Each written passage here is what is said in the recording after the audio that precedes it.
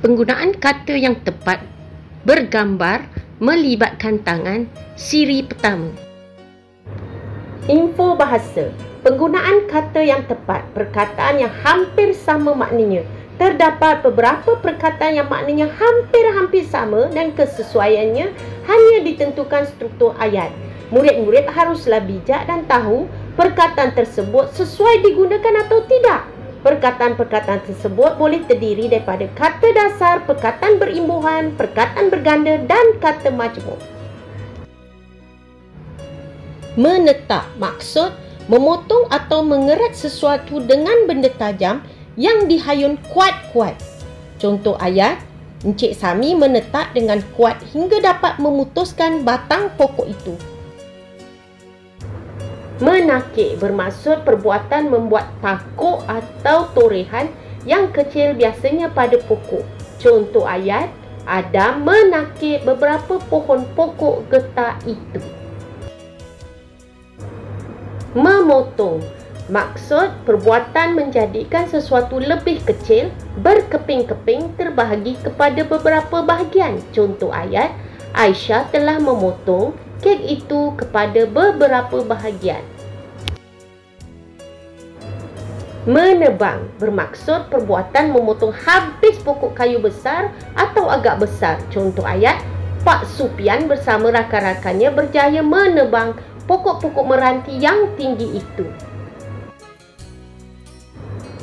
Mengerat maksud perbuatan menjadikan sesuatu kepada beberapa bahagian tidak sesuai untuk makanan. Contoh ayat, Mutu sedang mengerat kayu di belakang rumahnya.